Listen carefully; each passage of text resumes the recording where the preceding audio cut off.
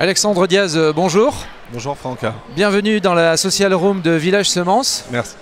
Vous êtes le responsable innovation de Isagri, une aventure qui a commencé il y a 35 ans. Est-ce que vous pouvez nous la raconter? Alors oui, effectivement, à l'origine Isagri, c'est l'idée un peu folle d'un agriculteur normand qui voyait l'informatique qui démarrait au début des années 80 et qui souhaitait mieux gérer son exploitation et la rentabilité de son exploitation, et qui s'est entouré d'un groupe d'étudiants et d'agriculteurs et qui a commencé à travailler sur l'informatique à déployer dans les fermes à ce moment-là. Alors vous offrez une gamme très large de solutions. Quelles sont les stars de votre gamme?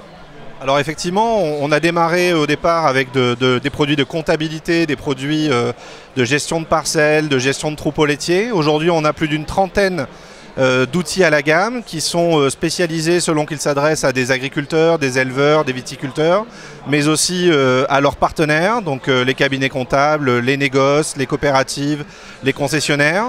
Aujourd'hui, les produits phares, je dirais, sont divisés en 3 catégories.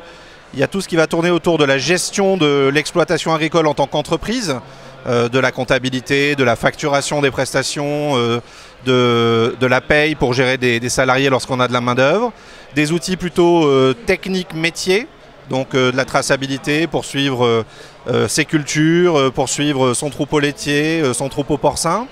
Et puis des solutions, je dirais, un peu plus récentes, qui sont un mix entre des solutions matérielles et logicielles, comme des outils GPS embarqués dans les tracteurs pour pouvoir se guider via le GPS dans les champs, ou des capteurs connectés notamment pour avoir un relevé des données météo directement depuis les parcelles. Alors Isagri, c'est presque 70% de part de marché sur les solutions de logiciels agricoles. C'est une lourde responsabilité. J'imagine que l'innovation est très très importante. Quel est votre écosystème d'innovation pour garder toujours un temps d'avance? Alors effectivement, aujourd'hui on a 2 fermes françaises sur 3 dont les données sont gérées dans nos outils. L'innovation, elle passe par des partenariats avec nos clients. On a une particularité, c'est qu'on s'est développé pour et par les agriculteurs. Donc on travaille avec plus de 400 agriculteurs qui assurent à la fois la vente et la formation de nos produits. C'est une source formidable de collecte d'informations terrain et de besoins clients, parce qu'ils sont eux-mêmes utilisateurs de ces solutions sur leur exploitation. On travaille beaucoup avec les coopératives et les négoces qui nous remontent en permanence leurs besoins propres et le besoin de leurs agriculteurs.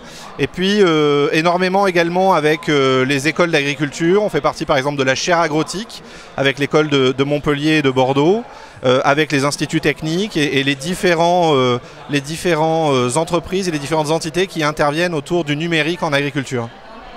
Alors Isagri, c'est également un développement international très dynamique. Vous venez de faire une acquisition importante en Chine, vous pouvez nous en parler? Alors oui, effectivement, très tôt, on a senti que ce besoin de numérique ne se résumait pas aux frontières françaises.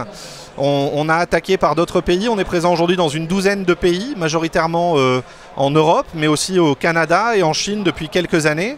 On a eu la chance, notre PDG a eu la chance d'accompagner le président Macron lors de sa dernière mission interministérielle en Chine, et nous en avons profité pour faire une croissance externe et racheter un éditeur de logiciels pour la production porcine. Il faut savoir qu'il y a un cochon sur 2 qui est produit en Chine, et cette proportion risque d'augmenter. Et donc c'est un marché très important, très prometteur, qui est difficile à aborder, et on a souhaité le faire grâce à un partenariat avec une entreprise locale.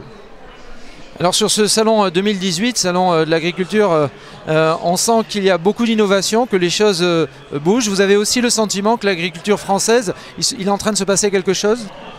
Alors il se passe toujours quelque chose dans l'agriculture française. C'est un domaine, une industrie qui se renouvelle en permanence. C'est vrai que depuis quelques années, le numérique est vraiment un sujet majeur de cette évolution, de cette révolution parfois même. Et on le voit avec la présence de nombreuses startups ou un intérêt grandissant pour le digital en général, quelles que soient les productions. Alors vous êtes responsable de l'innovation. Quelle est votre vision de l'agriculture à 50 ans? Faisons un peu de prospective. Alors ma vision de l'agriculture à 50 ans, je ne sais pas si elle sera facile à faire. Je suis assez optimiste et confiant pour l'agriculture. On voit bien qu'il y a de plus en plus de monde à nourrir sur la planète, des ressources qui sont de plus en plus limitées. En même temps, il faut aussi produire de l'énergie, il faut produire du lien social, entretenir les paysages.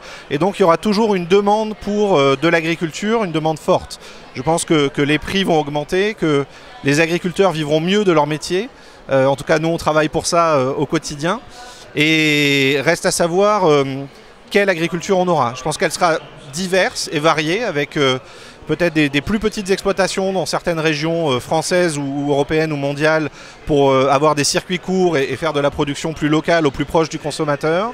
Et puis des exploitations peut-être de taille plus grande et plus conséquente avec une vocation qui sera différente et de pouvoir nourrir plus de monde via du volume.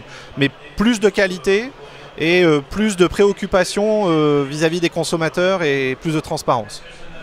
Alexandre Diaz, merci d'être venu dans la Social Room de Village Semences. Je vous souhaite une bonne fin de salon et beaucoup de succès pour Isagri en France et à l'international. Merci beaucoup Franck.